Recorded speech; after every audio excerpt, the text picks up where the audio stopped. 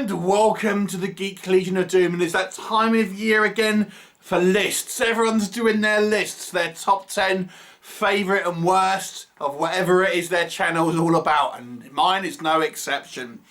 I have tried to leave these lists until the last possible minute, just to make sure I can kind of capture any last minute films that sort of come out in the end of the year. I'm doing the worst one first because there is a film I'm seeing on Christmas Eve that I think has the potential to crack my top 10 list. I'm actually recording this on the 20th. So yeah, so I'll do this one first because I don't expect to see any worse films than this lot, basically. But you never know. But this is my list as it stands at the moment. So a couple of qualifiers. I asked on a poll whether people would prefer lists of just kind of independent movies or a list that includes independent and mainstream movies sort of mixed in. Now, after I had done that, I realised I really haven't seen many mainstream films. I haven't seen any of these films on the screen, plus loads more. Now, there is a couple of mainstream films that will come onto my top 10 list, but there isn't any for the bottom list, you know. But I haven't seen every film, and I certainly haven't seen every indie film either. So, my top 10 worst list is only going to be indie movies, and I will say as well that they're all quite low budget. So, in a way, I kind of like that because I feel like they're comparable movies in that way. But before I get any grief for me not understanding that they're low-budget movies, I do understand. I review plenty of low-budget movies, and some of them I really enjoy. These ones, not so much. And then the final thing I'll say before we kind of crack on with the list is some of these movies, if you look on IMDb, will say 2023, and that's possibly because they had a festival release in 2023 but a general release in 2024. So I don't really count festival releases, even though if they do come out then they're technically a 2023 movie. So these are all movies that have come out at least on general release in 2024, not even necessarily in the UK but just in general. Anyway, let's crack on with the list. The shadow. You've seen him. I think I'm going crazy. Summon me! You have that black pyramid. All the foul. Number 10 is Lord of Wolves, and this is from director Charlie Steeds, who's fairly sort of mixed in his output. I've enjoyed some of his stuff, but he has had a few lows, and I have to say this is the first time I think one of his movies has appeared in my bottom of the movies list of the end of the year, but there you go.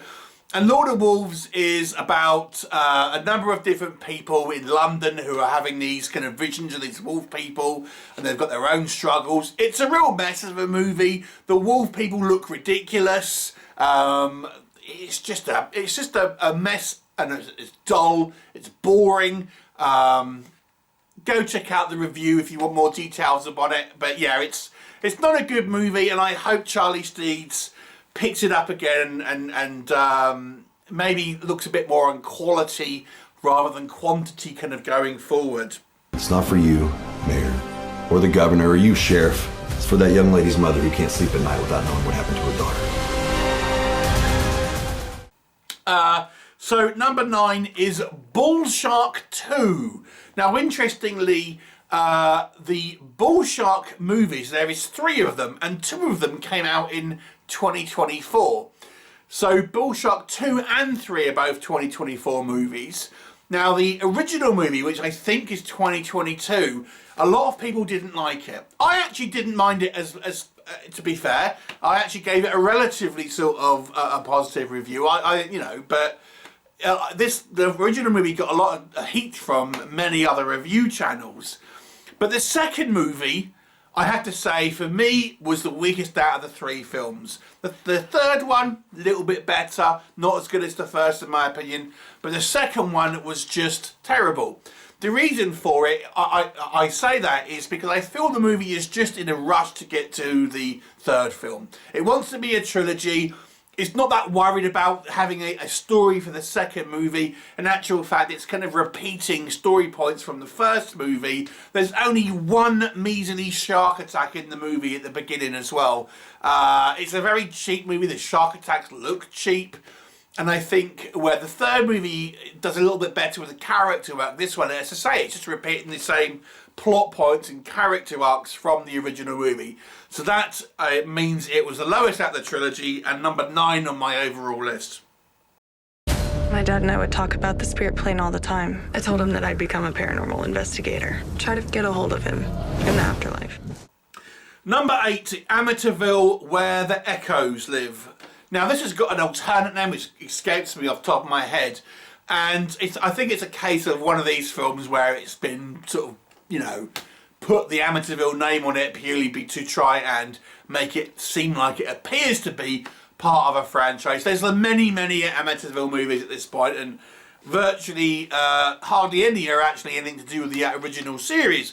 But this one was an incredibly dull movie about a alleged paranormal investigator who does this as a profession but seems very unprofessional, and it's trying to be a little bit more of an introspective movie, but it's super boring and visually speaking very kind of flat and dull.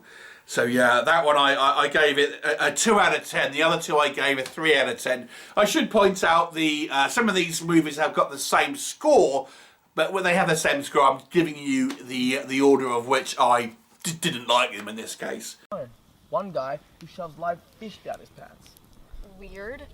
But I don't know, man. The evidence speaks for itself. Holy What in the holy... So the next one is a movie called Scarred to Death, which actually has a score of 2 out of 10 as well. Now, I suspect this movie, they meant to call it Scared to Death, but they've misspelt it. At least that's my speculation.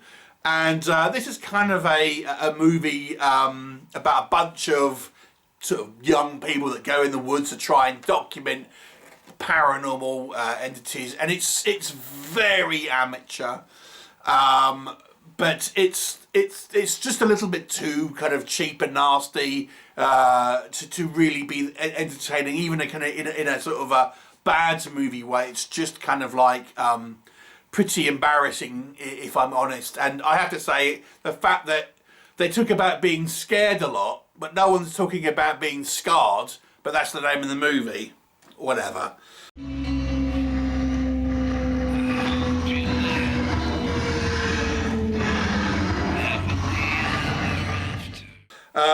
Number 6, American Werewolf. This is nothing to do with American Werewolf in London or Paris. This one I also gave it a 2 out of 10. Now, great poster of this one. Awesome poster. But the movie's got about 20 seconds of werewolf in it. It's a really bizarre choice because the werewolf costume doesn't look too bad. It's one of these ones where you see the same sort of werewolf costume in a bunch of these low budget movies, but it's nonetheless still a pretty good werewolf costume. But there's barely any werewolf in it. And what we do get is a bunch of kind of low budget characters chatting, lots of conversations in rooms. Pretty dull. Yeah. American Werewolf, 2 out of 10. Pretty poor. Fun! I think there's illegal things going on these grounds. What's going on with the woodlot? Why? Number 5 on my list is a Polonia Brothers movie. Well, Mark Polonia, 2 out of 10, and it's Teddy Scare. Now, Polonia movies are always rubbish. They're always cheap and nasty, but they are designed to be that. I have to say, I'm somewhat at the end of my rope with watching these sort of films that are designed to be crap. The joke has well and truly worn off for me at this point. Some are more entertaining than others. This one wasn't entertaining, about a kind of a killer giant teddy bear. It's just weird. This movie has some like weird characters in it. It's just not entertaining. It's not funny. It's not cute. Waste of a concept. That's Teddy Scare. Guys, what the hell is that? Gold.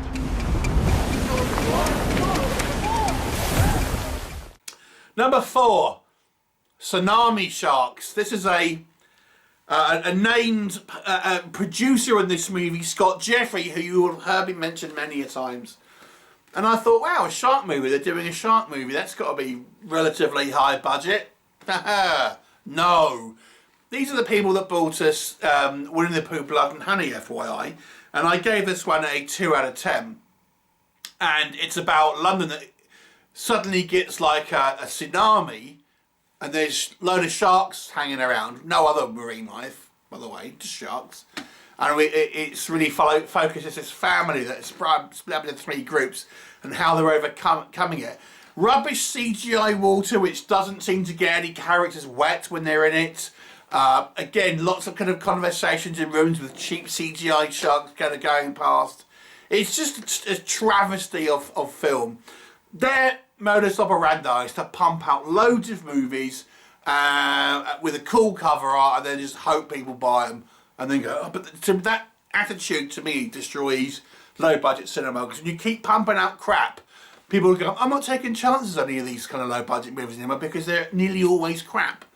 And if you ask them, they destroy that. Their business model destroys the low budget horror cinema scene, if you ask me. It's not just them, other kind of producers do it as well. But in the UK, this company, these producers do it a lot.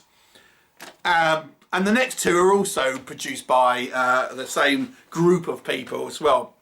Over the next few days. Give a little blood sample in exchange for a little cash. Don't move. Everything okay? Doctor's freaking you out, yeah? The Deadly Swarm, 2 out of 10, a killer fly movie. Now there was some interesting character choices for this one, I will say. And it's like a bunch of young people go into a house and there's a mad doctor doing experiments and there's loads of CGI flies that are running around. It's the typical kind of like production idea for these films. A bunch of kids go into a house and get chased around by some type of thing, and then inevitably it's the main female character that's left standing on every single one of these movies.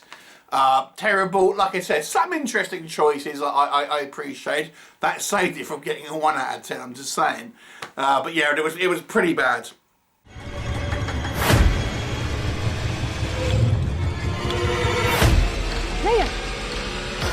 Just a picture. Number 2, also produced by, well, I presume so. It's like one of these pseudonyms, I suspect. But the same group of producers, so to speak. And this is a relatively recent movie that I watched, Granny Krampus. And this I gave a 1 out of 10. A rancid movie. About a family that are sort of getting together for Christmas, and it's just they're menaced by someone in a rubber mask and a Santa suit that we barely see until the end of the movie. Other than that, it's terrible acting. Oh man. See my last comments about how movies like this are ruining independent horror. Love to set up a date with you sometime. I gotta call Trinity. Give me your hand. Oh, Bunny, it's awful. What? But the number 1, a 1 out of 10 as well, Easter Evil. And this is a low budget movie, clearly, that came out around Easter time. And I swear to God, this movie looks like just the 2 people have gone, oh, let's just make a film. We bought our camera, we're out for a weekend away, we'll just knock out a film quick. And it mainly happens in this hotel room, you know, and there's about this stripper and a drag queen, I guess, and there's like a bunny rabbit guy, and you know, he's going around killing people. But it mainly all takes place in this hotel room with these 2 people having conversations on the bed. Brilliant. It's meant to be a comedy, I get that, but it ain't funny, and it's just like this should have been like a 5-minute short, not even a 15-minute short. This should have been a 5-minute short on some type of anthology where they have a whole bunch of films. It was rubbish. So they're all quite low budget. all quite low budget, and I know budgetary restraints can affect qualities of the movies, but there are ways you can make these films better. I've reviewed plenty of low budget movies that, you know, many of which appear in my top 10 lists. You can do it. Just, it's the lack of time and effort, I think, that gets put into these that makes them so poor. Anyway, there you go. That is my top 10 worst movies of the year. All low budget independent movies. All terrible. Have you seen any of these? If you want to kind of like torture someone, you can watch these 10 movies in a row and, yeah, heaven help you. Anyway, thanks for watching, and I'll look forward to you next time.